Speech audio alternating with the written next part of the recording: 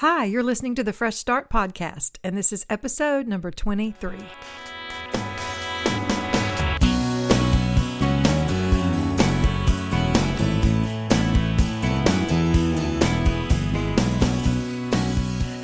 Hey everyone, welcome to 2026 and the Fresh Start podcast, where we talk about ways to have fresh starts. And sometimes that means having fresh perspectives about things. And I'm joined today by two ladies that always have fresh perspectives. First of all, my co-host, Stacie Wynn. Hey, Stacie. Hello, Happy New Year. Happy New Year to you too. And our friend, Melissa Jackson, who's kind of become a semi-regular. Welcome. Thank you. I'm glad to be here. Did y'all have good holidays and everything? Yeah, it was pretty good. Yeah. There was a long pause. Yeah, it's okay. It was quiet. It was quiet this year, which was nice. Yeah, same. Very chill. It was not quiet in my house. I have younger kids and my brother has younger kids, so it was a bit of a ruckus, but I don't mind it. Yeah, I remember those days. I don't mind. Ours was very quiet too, and it was kind of nice because we've got a lot of stuff going on right now. So I was just trying to, as I'm practicing mindfulness in my life and trying to just be aware of the gift I have today, which was a quiet, calm Christmas. It's just me and Mike that day. We had our family Christmas on the 26th. So it was just quiet and peaceful, and I enjoyed it. It wasn't not so bad. And I think I'll be depressed the first time it's quiet. Yeah. A little, Yeah. And then I'll be like, oh, I think this is nice. I'll keep it. Yeah, you have to sort of like ease into it, and then finally you just go, all right, this isn't bad.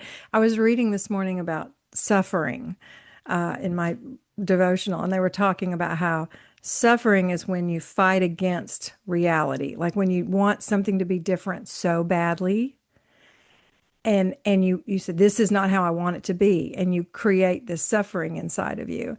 So I was thinking about that. I was like, yeah, that's what I'm trying to just stop fighting what life has to offer that particular day. And it does seem to work.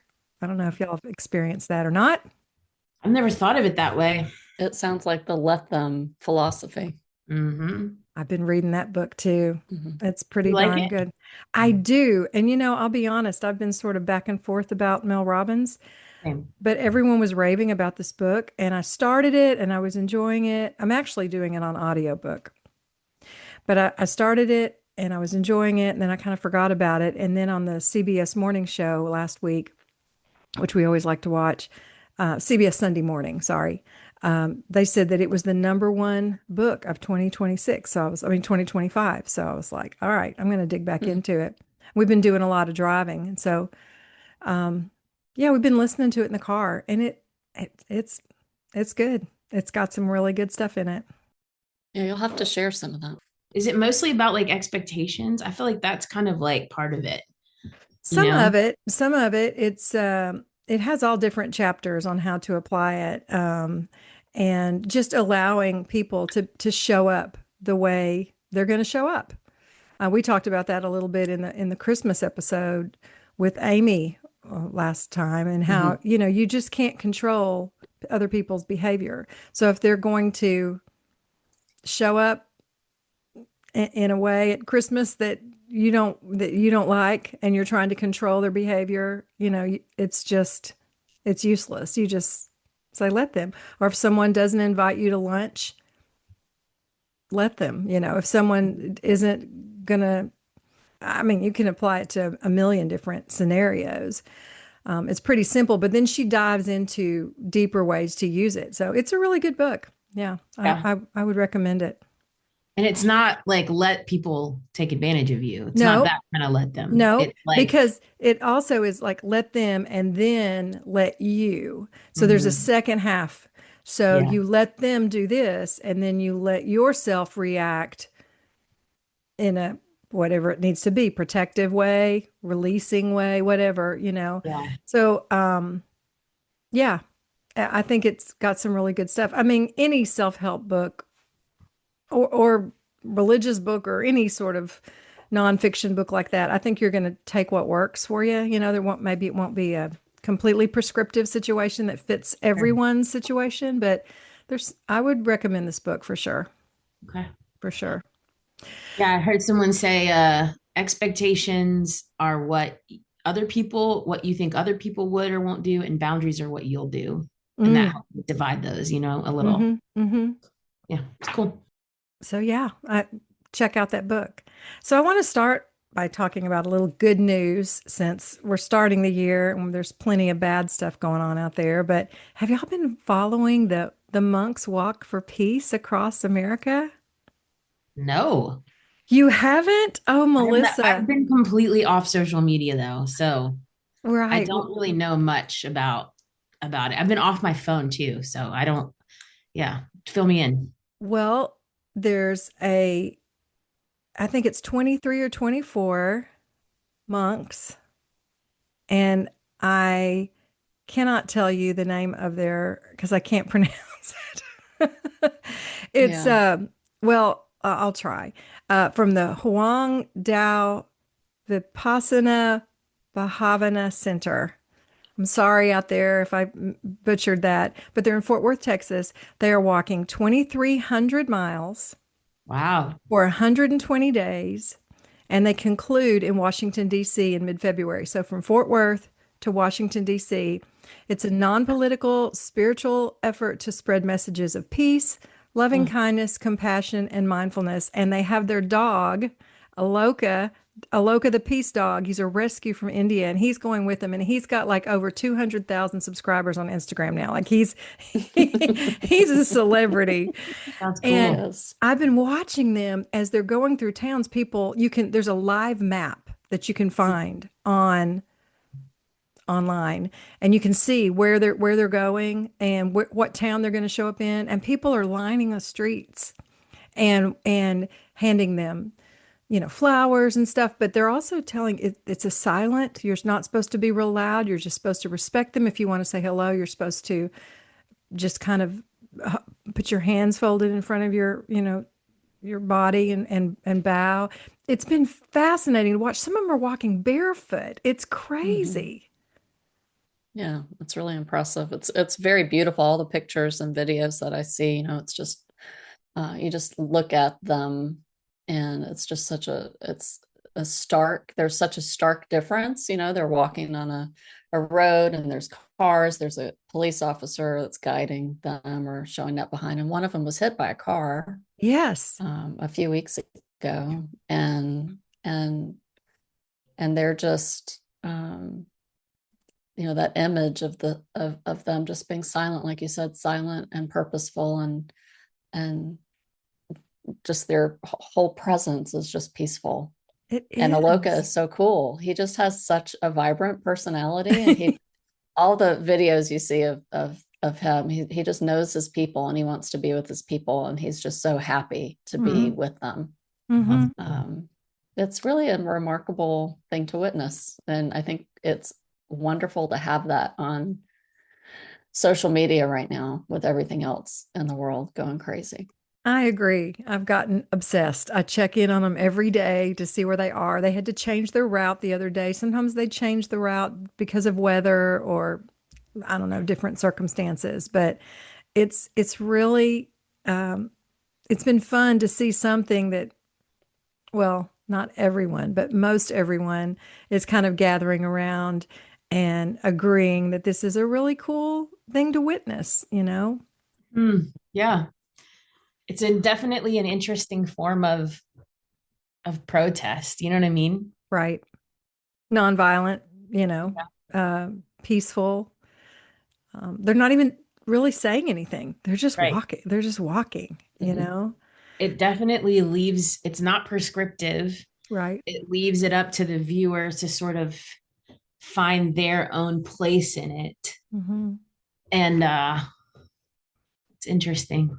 I'll put a What? link in the show notes and if anyone Right. wants to check it out and look at the live map, I'll put a little link in the show notes. Y'all should, or you can just Google Yeah, monks walk for peace and you'll find all kinds of information on it. It's kind of blown up, pretty cool. that's cool. Yeah. And now for the bad. Hmm.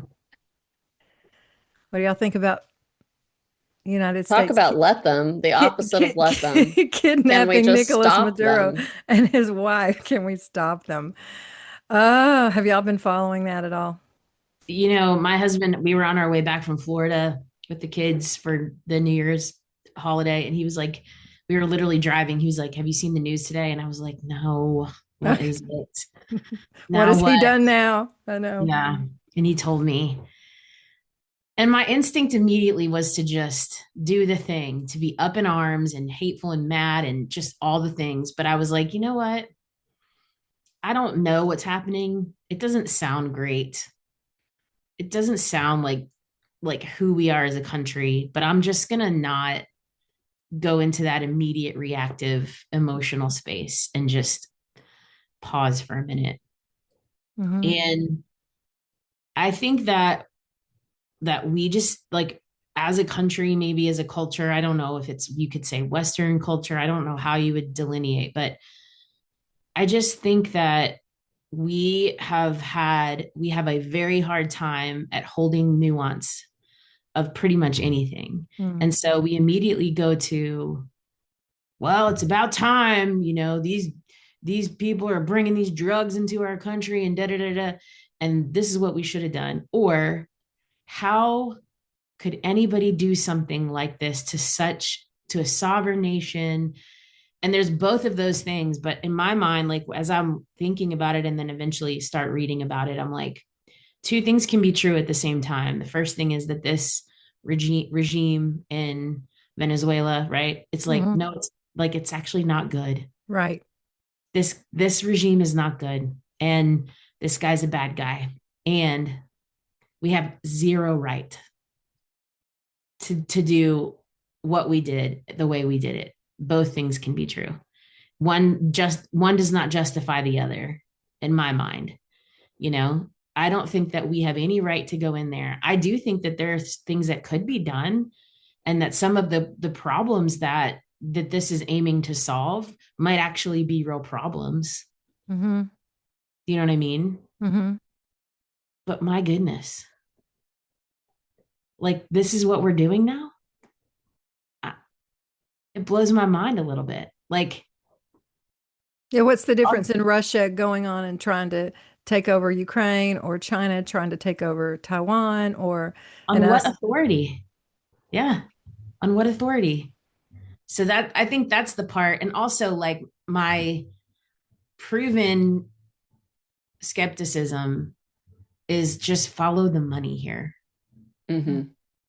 Like we now have access to billions of dollars worth of oil. Like somewhere, somebody behind some closed door, and I don't mean to sound like a conspiracy theorist, but is making money from this happening. Like Mm. this particular administration doesn't really do anything altruistically because it's the right thing to do. It seems like everything's motivated by some profit margin. So that's kind of where I'm at on it. Hmm. What do you think, Stacy? Well, it's deeply concerning to me because I feel like, there's no one, no part of our government that stands in the way of these actions. Hmm. Mhm. And immediately on the heels of this, sometimes I hear people say about Trump is, that's just, he just talks like that. That's just how he is. He's, it doesn't mean everything he says, or he's trying to get under our skin or whatever. But immediately after this, he's now talking about other countries like Colombia and Cuba and Mexico and Greenland. You have people in the administration or their spouses posting about these other countries and putting U.S. flags over Yeah. Greenland on social media. It's just crazy.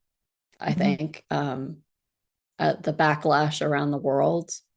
I know that those people making decisions in the administration don't care about that, but I care about it. Hmm. Mhm. Yeah. Um, so I don't. I woke up this morning and thought, I wonder what happened now. Like that's pretty much how I wake up Yeah. now. Is what I wonder what we did now. I wonder Mm. what's happening now. And at the same time, I don't. I don't want to know. I I feel know. like it's just so, there's just so much, and it's hard to balance how much information we take in when very little of this can we control, but we're impacted by it. So Mm-hmm. that's the hard place to be, is when you're impacted by harmful actions and you don't have any control over it. Well, yeah, I was watching a little bit of the news this morning, and, you know, obviously, one thing they say is that, they're trying to stop drug trafficking coming into America. And yet he just pardoned the, uh, wasn't the Venezuelan, the Honduras, Honduran, yeah. yeah, Honduran president that got sentenced to 45 years for the same thing that they're saying they're arresting Maduro for. So I don't know that it really is about drugs. And they were saying, it's about oil, and it's about what they say is, yeah, it's about oil. We're going to make gas prices cheaper for Americans. But really, it's about putting more money into the big oil companies. It's about helping the oil companies get richer. That's what I think is going on. But in the nuance area, they were on ABC News. They were saying that they were in Colombia because a lot of the Venezuelans cross over into Colombia to buy things because it's cheaper in Colombia, and that the majority of the sentiment there is they're glad Maduro's gone, and they're hopeful that things will get better. Do they want America running their country? I don't know about that. I think they'd still like to elect somebody fairly, but I think they did elect somebody. It was a woman, but he says, oh, she's not good enough to Mhm. run it. So that feels like just a bully coming in, like America's just a bully, and we're just going to make them do things our way. And that's, you Yeah. know, trying to force other people in other cultures and other countries to do things the American way just doesn't feel right to me. Mm-mm. Yeah. No, and I think the thing that I have sort of been drawn to as being really troubling is that like there's a process by which we do these things, and when any leader sort of uses a loophole or goes against the process that checks these powers, it concerns me. I mean, and then that's, I think, the thing, like just from a citizen perspective, like as a human, I really, that resonates with me. Like, I don't want to be a bully. I don't want to be part of a country that thinks that they have sort of like an entitled perspective and entitled stance, but from a citizenry perspective as well. Like, I mean, Congress is just giving the administrative branch just absolute power. I mean, And not no, step. Well, I don't think that we're hearing anything no, from like Congress. Congress is just obviously, some Democrats are going to speak out. You kind of know like the script of what they're going to say, fascists and all that. And I don't necessarily disagree, but at the same time, like, well, what are you doing about it? Mhm. I mean, we have to do more than words. And I feel like to some degree, Democrats are just a bit of lame duck in a way of like, Mm. well, we don't have the power, so let's let them bury themselves. Only sometimes that works, and sometimes it ends up taking over other countries Mm. against your very own sort of rule of law. I mean, there are ways to handle drug trafficking. There are ways within our rule of law to do that. It doesn't require that we take over another country, which is Mm. what we did. I mean, we Mhm. abducted their president, and we're going to govern them for now. And Govern we them. created the whole storyline of this as being, narco terrorism, which hasn't been proven. Right. That's right. And, worst case scenario is we just murdered fishermen out on, the Yeah. ocean Mm. for just to set up a storyline, That's Right. right. Right. to No pave proof. the way into this. Right. And it's just so troubling on so many levels. And I think about my childhood, and this is the movie. Do you want to guess what movie I thought about today that I haven't thought about in decades?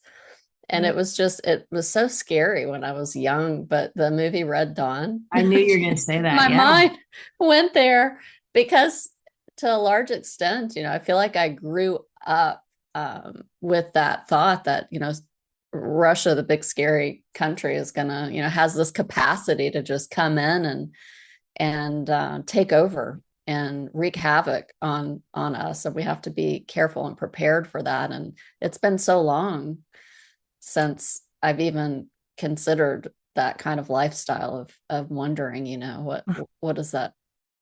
What would I that don't think look I like ever or saw feel Red like? Dawn. I don't think I Well, saw and that you, movie. so like you have Russia, sort of positioning themselves with Crimea and then now Ukraine to sort of be the bully in Europe. And then you have China that's positioned themselves to take over Taiwan and be the bully in Asia. And now our government, instead of responding with none of that is okay, we go, well, then we'll be the bully in the Americas. That's what we're Right. gonna do.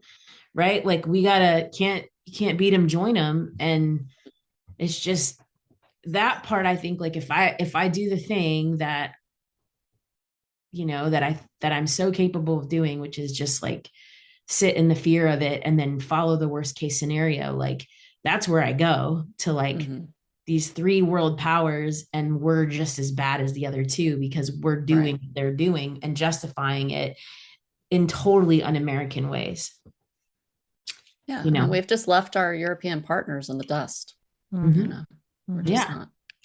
Right. And to your point, Marcia, or maybe it was you, Stacey, but when our allies are lining up to say like, no, we don't support this. No, we don't support this. Like, it's not good. Yeah, I know.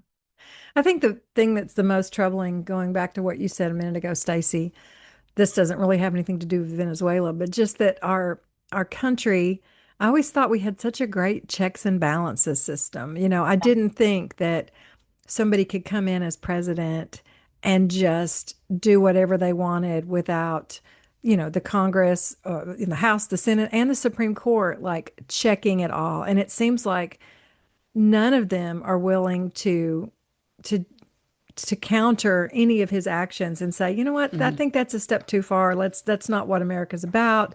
That's not how our Constitution's set up. Let's not do this. It's like you said, Stacey, no one's doing anything. And it's scary. That's what's scary.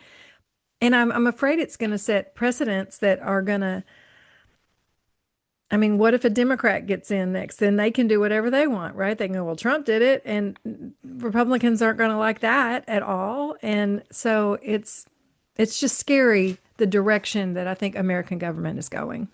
Yeah, I think it's going to take some new, fresh, young voices to break through. And at this point, I don't even care if they're Democrat or Republican. At this point, I'm just like somebody who's reasonable, who can break through and say like, no, this is not who we are.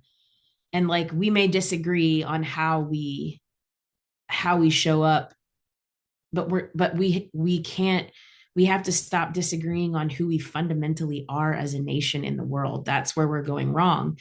You know what I mean? Like if you have half the country saying, yeah, this person deserve this, and the other half of the country saying this totally goes against who we are, like we're fundamentally disagreeing on who we are as a nation.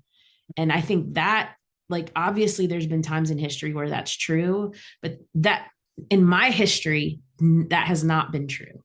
In my lifetime, I have not seen our government so deeply and our society and culture so deeply divided on who we are to be as a nation. Well, that's what I started to say, though. The extremism that I'm seeing in politics, this like you don't see very many moderates. But is that representative of what America is now? Two extremes that they're trying to, serve their extreme constituents. They think that's what their constituents want them to do. So is that just a reflection of what America is? Two extremes fighting each other out. Well, I think we see as we vote, that's the clearest mechanism for us to tell who we want in office. But I continue to meet people voted for this administration who don't even watch the news. They voted for one reason alone, which was mostly financial, and don't even keep tabs on some of this other stuff. It's I Yeah. don't know if it just says that we are not paying enough attention, and maybe this is kind of a shock to our system to see what can be done in an administration when we're not paying attention, Mm-hmm. or when we aren't careful about knowing everything we need to know about a candidate, or really what we do when things go south that we weren't expecting. We have to have there have to be some checks and balances, and they're here, but no one seems to be pulling on those checks and balances. And that's really confusing to me, Yeah. that we don't have a mechanism to stop this. It is weird, like that no articles of impeachment have been written up on anything so far. I mean, we know they're not going to pass because because the one party runs both the Senate and the House, but like we're not even trying. Like I can think right now of at least 3 things that this administration has done that we could say is unconstitutional. You know what I mean? Mm-hmm. At least 3. Yeah. And I'm like, and so what? We're just going to be like, hey, that's unconstitutional. Everybody should get mad. And it's like, I think, I don't know, but like let's look at that versus what we're seeing with these monks, right? Like the juxtaposition there of like when you don't know what to do something. Mm-hmm. Like who that won't probably affect policy. It won't probably, nobody's going to go, you know what? I will say politicians aren't going to go, you know what? I think I'm going to change my mind because of this. But like maybe there's this piece of the American constituency that aren't so defined by one political party that can go, hold on, let me reorient my thinking here. What this is, hold on, let me stop for a minute. Like, and I'm watching these people do the one thing they feel like they can do. Let me pause and just take a breath. What's happening? Why are they doing this? Why does it matter? Like, what's going on? And then maybe find a way as a constituency to make some changes when the midterms come around. I mean, honestly, that's the only thing I can think of at this point is like trying to get as many people as possible who are like, yeah, I don't like this. This isn't what I was hoping for, to vote in the midterm election. Because if we don't get House or Congress, if we don't have some reasonable people, I don't even mean Democrats. I mean like Republicans who go like, yeah, no, this isn't right, who will side with Democrats and do something about it. Like if we don't get that, then, you know, this is where we're headed. Yeah. It's sad. All right, enough of that. You ready next for time we some? talk there, who knows? I know. Who knows what'll happen between now and next time. I know. Well, you know, there's only so much that, like I said, we can do. We can sit here and talk about it till we're blue in the face. I mean, it helps me get some perspective on it. We were talking about perspective, to talk to other people that are paying attention and how they see it. So thank you all for sharing your perspectives today. That helps. Okay. First, yay or nay. Y'all ready? Bring it. New Year's resolutions. Yays or nays? Not a New Year's resolution person. Nay. Big but I'm nay. supportive of other people. If you want to do it, that's cool. Big nay, she says. Really? I'm a big nay, yeah. Why? Because I don't think there's anything in my life that I've decided to be resolute about that hasn't changed at some point, even if it's just my own capacity to be resolute. Yeah, you know? exactly. And a lot of times it's like, yeah, I don't, intentions are still there, but like life brings so many things my way that like I can't promise to do something for the next 2 weeks, let alone the whole year. Well, what about goals? Do you look at it as goals? I mean, do you make any sort of, I don't know, fresh starts each year? I'll say that. The only thing I do is buy a planner. Like to me, that's I have a new planner for the new year that I get to fill out. But do you still like write it out? Do you still have like a write-in planner? I do. I some years I do better than others. Well, that's pretty cool though. I've thought about going Um, back to that. yeah, I like it. But Choose a if word of something comes up intention. in my mind that I want to change, I just do it then. So I don't feel like I store anything up or have any like huge, realization that just coincides with the beginning of any year. Mm-hmm. Um, I just don't. So it's to me, it's not part of my wiring at all. Marcia, what about you? Are you a yay or nay? Oh, I'm a nay. I Nay? used to be big on it, but I'm kind of like you. I mean, I mean, I do like, I wrote about this in my blog this week. I love Januaries. I love Mondays. I love mornings. I love anything that's like the start because I feel like you just get like a new chance to like get it right, you know? And I do find myself looking back, like we were saying, it was quiet for me at Christmas. I found myself a lot that day looking back on 2025 and deciding, what was working last year, what wasn't working, what do I want to take into the next year, what do I want to leave behind, that kind of stuff. I mean, I do find myself resetting a little bit. Maybe that's the word. But Mm. yeah, this whole, okay, I'm going to start exercising every day in 2026, or I'm going to start eating vegan, or I'm going to start, I crash and burn. I'm terrible. I'm an all or nothing person. So I'll do really good for a while, and then I miss one day and I'm like, oh, screw it. I blew it. And so I've just learned that doesn't work for me. Yeah. Yeah. I usually will choose a word of intention. Mm. And then I always do. I started this 2 years ago. I do a tarot reading. I know that probably freaks Christians out. Some of them, where they're like, Not me. what? No. Yeah. But I like to do a tarot reading. And then what I like is like somehow, like for me, it's not about future telling. It's a spiritual practice of intuition. Mm-hmm. And it's kind of like you bring to it whatever you have. It's not like it's there to tell you what's different, what should be different about your life. It's there to help you to kind of clear out the cobwebs to see what's actually there. That's how Mm. I use it. Yeah. And then I'll set a word of intention, and sometimes I'll revisit it throughout the year, and other times I'll look back. Like this year I looked back at my reading and my word of intention from last year that I set at the beginning, and I looked back and I was like blown away, not from like a magic like, ooh, it basically told me everything about my life. No, but like I was blown away at how like I can find my year in that reading. Like through Mm. I that lens. Yeah, I can use it and in hindsight and see, where setting that intention actually did direct my path. But it's more of like, I'm going to turn a light on here, and then I'm just, going to keep walking and trust that that light's going to guide me somewhere. That's Mm. all. It's not it's not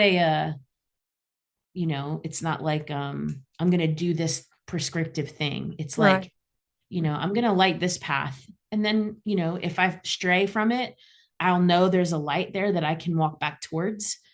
And, if it gets too bright, then I can be an adventurer and kind of go off the path a little. But it's more of just like a way to direct Mm-hmm. my steps. I don't know. That makes sense. It's a little Yeah. hoo-ha, but yeah, No. little woo-woo. Yeah. No, I like the idea of having, and when you said it, I've thought about it in the past and just haven't done it, but the idea of just carving out time to think about what was the year before, where we are now, and kind of what we're thinking about what's next. I think that would be a really great practice. And that makes me realize like I'm so geared toward what's next. I don't often reflect like that. And it would be helpful for me to do that. And when it pops up like in conversation, I'm like, oh, I need to do that. That makes a lot of sense. Mm-hmm. But just making it a practice Yeah. would be helpful. I like that a lot. Yeah. Yeah. I reflect a lot, probably too much. I think about, I Well, should have done this. I should have you're done an that. Enneagram 9, right? So your Mm-hmm. Hmm. orientation to time is the past. So Oh, well, that that makes probably sense. your reflector is a well utilized muscle. Mm. Well Mhm. honed. Yeah. Yeah. Melissa, are you a 6? I'm a 6, yeah. What are you? Yeah. So my orientation to time is the present. So Mhm. I only really know what's going on right in front of me. What about you, Stacey? See, You're an you know eight. what? I'm future. So this is what we should do. We should do this every year, Yeah. and maybe mid-year. The three of us should come together and do that. Like do that past, present, future. I I'm love the it. Yeah. ghost of Christmas Yeah. past. Ghost of She's the Christmas ghost of Christmas past. present, and you're a future. That's hilarious. Oh, Oh, well, that makes sense. That makes a lot of sense. Okay, next, yay or nay? Winter. Are y'all, I mean, we're in I the dead love of winter. winter. Do you love winter? Are you a winter girl? I But you're in do. Florida. I know it's a problem. Fall is actually my favorite season, but those crisp mornings, the smell of like, what it smells like before it snows. And I've lived in snow before. I would love to have snow. I'd love to have four seasons. But yeah, there's just something about winter that's just so, I love to bundle up and be warm and wear warm clothes. And it's just very comforting to me. Melissa, yay or nay? Winter. Big nay.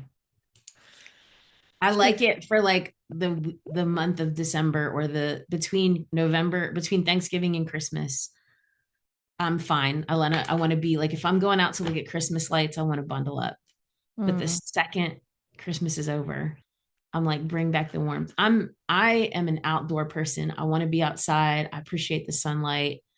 I do not like to feel cold. I'd rather like be out in the heat than be out in the cold. Even in Nashville heat, like even that, I'm okay with it. Like I don't love it, but I would prefer it over being freezing cold. I don't know how we're friends. I don't. Awesome. But also, like, here's the other thing that really makes me angry about it, right? It's that I'm a woman of a certain age, and so if I put on a coat because it's cold, and then I get in the car, I'm going to take off the coat. But then if I walk from the parking lot to the store, I want to have the coat. Then once I get in the store, I want to take the coat off. It's too much. Like, just give me something I can, like, like in the summer, I'm never walking into a building almost ever being like, "Whew, this air conditioning. I better add on 5 layers." But in the winter, I walk into a building and I'm like taking them all off. It's so hot. You're constantly dressing and undressing all day. Yes. Oh no. So that's my other grief about it. I love winter. I mean, I'm like you, Stacey. I prefer fall, but I'd much rather be in winter than the dead of summer. July and August are like hell for me. I can't stand to go outside and immediately start sweating. I just start feeling that, ugh, I hate it. So, we're all different. We can still be friends. All right, one more yay or nay, and then we're gonna cut this crazy stuff out.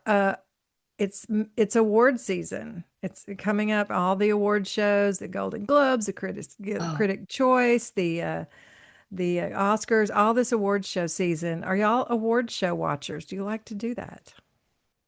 Yeah. No. Really? It's not that, I guess I should say it's not that I don't like the awards. I just don't understand. I've never really learned the vocabulary, so I don't know. I don't even know if you gave me a quiz right now, I wouldn't be able to put like the award with the right genre either, like film. Like I just don't. But you like to watch movies. It just doesn't. I do watch movies. Yeah.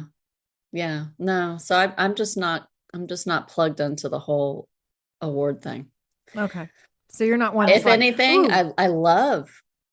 No, I don't know when they're happening, but I like it like on my feed when some of the outfits and stuff pop up and I get to see those. I'm like, oh, that's cool. That's interesting.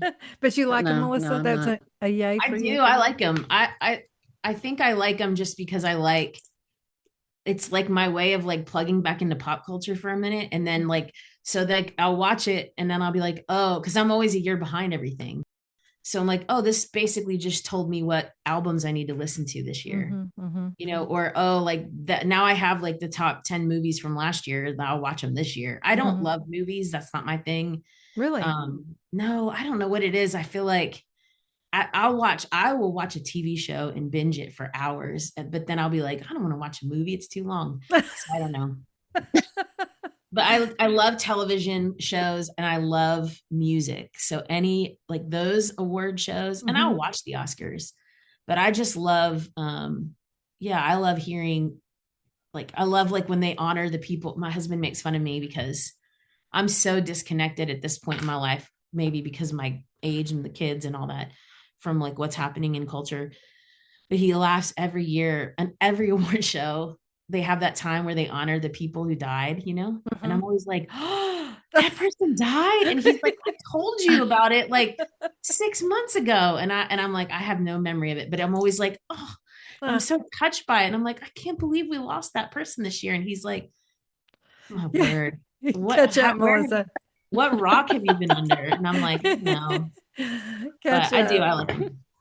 Yeah, I like some of them too. I mean, I find myself going, ooh, the Golden Globes are Sunday night. And then I'll like kind of plan a fun meal and watch. Now, Mike's not a big, he'll kind of pop in and out and watch them a little bit. But I don't know. I like the glamour and I like them being honored for their work. And although I know enough being in the entertainment business that I know a lot of it is, behind the scenes, they're like kind of paying for votes and all that kind of stuff. One company will say, I know it is in the music business anyway. It's like maybe RCA has an artist that's up for male vocal of the year, a male vocalist of the year, and then Arista has a female vocalist of the year, and so like Arista will go to RCA and say, we'll put all our votes on your RCA guy if you'll vote for our Arista. They do. There's a lot of that stuff going on.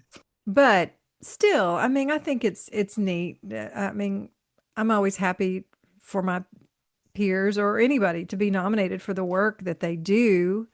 And especially in the arts, I think the arts are so important. Yeah, for sure. Golden Globes are my favorite though, because it's TV and movies. So you get both, it just feels like the whole night, you don't have a lot of this. And now cinematography for the best foreign film that came out in the month of June, Right. there's all these crazy things and you just start going, oh, I don't care. But Golden Globes is just packed with like best actor and best actress and best TV and best movie. And so I think those are fun. Yeah, I used to love the Grammys, but I feel like I don't get to see the awards now that matter to me because they're not televised.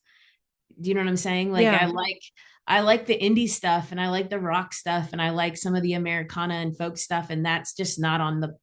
They do that before the live. Yeah, I know. So it used to that kind of stuff used to be on there, and now it's mostly just pop and R&B, which I like. It's not that I don't like it. I'm just not as in touch with it, Yeah, same. Oh, well, you know where I'll be for the Golden Globes and the Oscars. I'll be watching them in my living room, probably in my pajamas. Tim Jackson will come. He okay. Loves him. Oh, he good. Loves him even more than me. All right. Well, then maybe y'all come over for dinner and I'll force you and Mike to watch it too. We would do it. Well, this has been fun. Good to talk with you guys. Yeah, it's always I've been looking forward to seeing y'all. A good hang. Yeah. We'll do it again soon. And I'm excited, kind of speaking of New Year's resolutions, but next week we have my friend Annie Mosher joining us. She's a personal trainer. And she's been working with me, and she has rocked my world in really subtle ways, but I can't wait to have her on. She's also a singer-songwriter. She's incredibly talented, amazing singer-songwriter. And she's got her hands in all kinds of stuff, but y'all are going to love her. So if you want to get some inspiration, y'all tune in next week and listen to Miss Annie. She will rev you up. I'm telling you what. So I guess that's it for today's Fresh Start podcast. We're so glad you joined us again here in 2026. We got some cool guests coming up. So y'all stick with us. Make sure you rate, review, whatever you can to help us get that algorithm up. And until next time, y'all have a good one. Bye. Say bye. Bye. Oh, bye.